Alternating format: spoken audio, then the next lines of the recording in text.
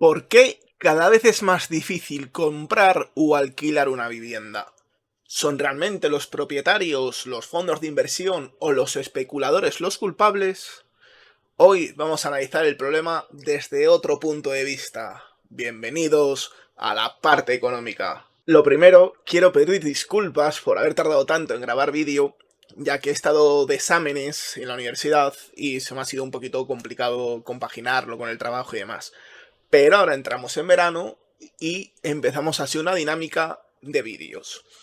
Comenzamos una serie, un ciclo de 4 vídeos en relación a las 4 entradas que hice el mes pasado, sobre lo que considero que son los 4 pilares fundamentales para que una economía funcione de manera eficiente. La vivienda, que es de lo que tratará este vídeo, el mercado laboral, la moneda y el papel del Estado.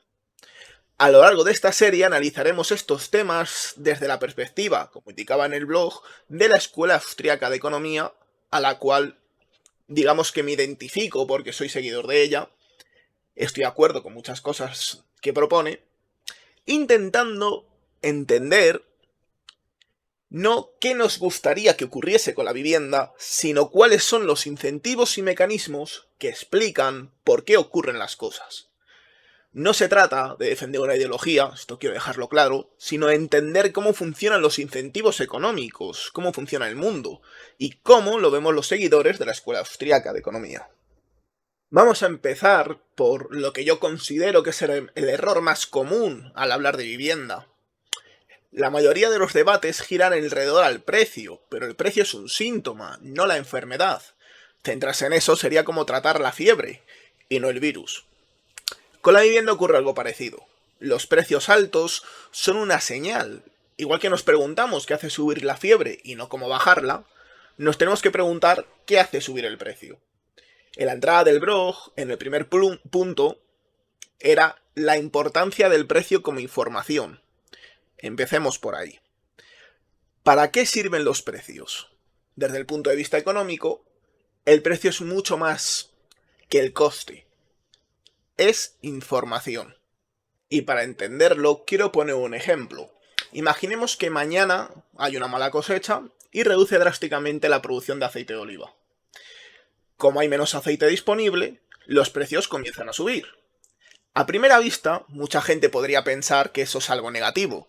Sin embargo, ese aumento del precio cumple dos funciones importantes. La primera es informar a los consumidores de que ese producto se ha vuelto más escaso.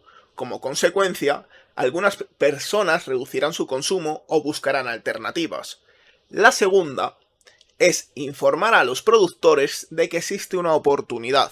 Si el aceite vale más, producir aceite resulta más rentable, lo que incentiva nuevas inversiones, mejoras productivas o incluso la entrada de nuevos competidores al mercado.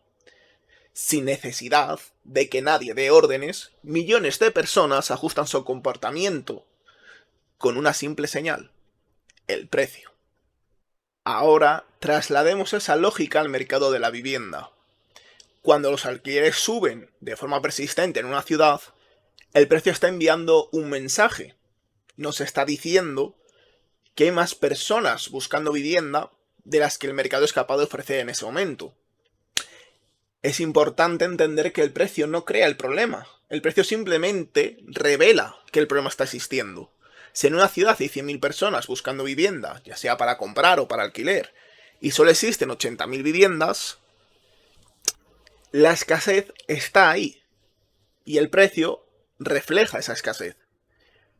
Por eso, desde la perspectiva de la escuela austriaca, los precios cumplen una función esencial. Coordinan las decisiones de los individuos de la sociedad. Entonces, los propietarios deciden si alquilar o vender, los constructores deciden si iniciar nuevas promociones, los inversores deciden dónde destinar su capital, los ciudadanos deciden dónde vivir o cuánto están dispuestos a pagar. Toda esa información, aunque no lo parezca a simple vista, se concentra en el precio. Y aquí aparece una idea fundamental que quiero dejar clara para el resto del vídeo también. Si los precios son una señal de información, intervenirlos no elimina el problema que está señalando. La cuestión clave es por qué hay tan pocas viviendas disponibles para la cantidad de personas que quieren acceder a ellas. Y es precisamente ahí donde entra el debate sobre la oferta, la regulación y el papel del Estado en el mercado inmobiliario. Ahora, resolvamos la siguiente pregunta. ¿Qué ocurre cuando el Estado fija el precio? Llegados a este punto, es normal que surja esta pregunta. Si el alquiler está demasiado caro, ¿por qué no obligar simplemente a que los precios bajen? Que los inquilinos tengan una cuota máxima que pagar. Bueno, a primera vista parece una solución razonable. Si el problema es que los alquileres son altos, bastaría con establecer un precio máximo por ley y asunto resuelto. Sin embargo, la escuela austriaca y la realidad sostiene que las cosas no son tan simples. Para entender el porqué, debemos hablar nuevamente de esta idea desarrollada por von Mises, el economista que hablaba en los blogs, en las entradas. El problema del cálculo económico, lo denomina. Imaginemos que el precio de mercado de una vivienda en alquiler es de 1.000 euros mensuales. Pero una ley establece que el alquiler no puede pasar de 700 euros. ¿Qué ocurre? Lo primero es que muchos propietarios van a ver reducida su rentabilidad. Con lo cual, algunos seguirán alquilando, pero otros tomarán otras decisiones. Algunos, en vez de alquilar, venden la vivienda. Otros igual la destinan a alquiler turístico. Otros igual deciden mantenerla vacía, disfrutarla ellos, o simplemente cerrarla y ya cuando puedan meten esa rentabilidad a mayores que el Estado ahora no les deja meter. O igual invierten en otros activos con menos riesgo. En conclusión, como consecuencia, parte de la oferta desaparece, de una forma o de otra. Pero al mismo tiempo ocurre lo contrario. A 700 euros, muchas más personas pueden permitirse buscar vivienda en esa zona. Personas que antes la descartaban porque era inaccesible para sus ingresos. Es decir, pondré, no sé si por aquí o por aquí, pero pondré la curva de oferta-demanda para que se entienda, pero mientras la oferta disminuye,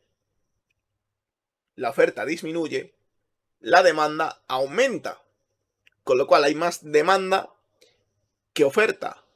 Por tanto, el problema sigue existiendo, sigue habiendo, o incluso se puede incrementar la escasez, y el problema sigue estando ahí. Y aquí aparece otro efecto que suele perjudicar precisamente a quienes se pretende ayudar. Cuando los propietarios ya no pueden seleccionar a los inquilinos mediante el precio, comienzan a hacerlo con otros criterios. Buscan personas con mayor estabilidad laboral, con ingresos más altos, con avales, podría ser. Paradójicamente, quienes suelen quedar fuera son los jóvenes, las personas con empleos precarios o aquellos con menos recursos y una necesidad por familia numerosa o ellos solos, quién sabe, ¿no? Es decir, los colectivos que teóricamente iban a beneficiarse de la medida son los que acaban siendo más perjudicados. Y esto nos lleva a la pregunta realmente importante. Si el control de precios no elimina la escasez, ¿qué es lo que realmente está impidiendo que haya vivienda para todos? Pues el problema no está solamente en la demanda, sino en la incapacidad de la oferta para ajustarse con suficiente rapidez. En una economía sana, cuando aumenta la demanda de un bien, pongamos móviles, las empresas tienen incentivos para producir más. Al final la gente quiere más móviles, vamos a darles más móviles. Con lo cual la oferta responde y los precios se tienden a estabilizar. En la vivienda, sin embargo, ese ajuste es mucho más lento y está condicionado por factores institucionales y reguladores. A esto se le suma un elemento demográfico clave, el crecimiento de la población. Cuando en un país o en una ciudad se mantienen políticas migratorias abiertas y atractivas, la población aumenta de forma más rápida. Esto no es ni bueno ni malo, es una realidad. Hay más personas que quieren vivir, trabajar, desarrollarse en ese territorio. Con lo cual, desde el punto de vista del mercado de la vivienda, eso tiene una implicación directa. Más población significa más demanda. Si no se construye y no hay una oferta que se ajuste a esta rapidez de crecimiento, el precio aumenta. En este contexto, la cuestión central no es simplemente cuánta gente quiere vivir en una ciudad, sino si el sistema es capaz de generar suficientes viviendas para esa nueva realidad demográfica. Por tanto, ¿cuál es la solución desde el punto de vista austriaco? Pues si la causa principal del encarecimiento de la vivienda es un desequilibrio entre oferta y demanda, agravado por restricciones que dificulta construir, entonces la solución no es intervenir el precio, sino incrementar la oferta. Esto implica actuar sobre las condiciones que determina la oferta de vivienda. En primer lugar, el suelo. Una parte del problema inmobiliario es la escasez de suelo legalmente disponible para construir. Simplificar y flexibilizar la clasificación del suelo permitiría que más terrenos puedan destinarse a uso residencial, aumentando así la oferta. En segundo lugar, la reducción de barreras administrativas. Los procesos de licencias, permisos y trámites urbanísticos suelen ser largos y complejos, llegando a alargarse varios años. Esta lentitud tiene un coste económico directo, que finalmente se repercute en el precio de la vivienda. Agilizar estos procesos permitiría que los proyectos se ejecutasen en menos tiempos. No sé si alguno de vosotros ha podido ver vídeos de YouTube, seguro que sí, o Instagram, en el que sale que en China construyen un edificio residencial en apenas un mes. Si es verdad que las calidades no son las esperadas, o las más deseadas, pero soluciona bastante el problema, porque aumenta en muy corto tiempo la oferta disponible, bajando así el precio general. En conjunto, estas medidas tienen un elemento común. No intentan fijar los precios, sino permitir que la oferta pueda responder a las señales del mercado. Desde esta óptica, la vivienda no se vuelve más asequible porque se ordene, sino porque se facilita que se construya más y que haya más opciones disponibles para los ciudadanos. Por lo tanto, ¿cuál es la conclusión a la que podemos llegar, o a la que llego yo, acorde con la escuela austriaca? Como hemos podido ver, a lo largo de este primer pilar, los precios realmente no son el problema, sino la consecuencia. Los precios elevados indican que la demanda supera la oferta disponible. Y cuando se intenta intervenir directamente sobre esos precios, sin abordar la causa de fondo, lo que se genera no es una solución, sino una distorsión. Al intentar corregir un resultado, precios altos, se altera la información que coordina el mercado. Eso suele generar efectos no deseados. Precisamente todo lo contrario, como veíamos antes. Menos oferta, más escasez, asignación peor de los recursos. Intervenir precios o endurecer regulaciones sin aumentar la oferta puede terminar produciendo justamente lo contrario de lo buscado. Menos viviendas disponibles, más competencia por las existentes y, en última instancia, un mayor precio.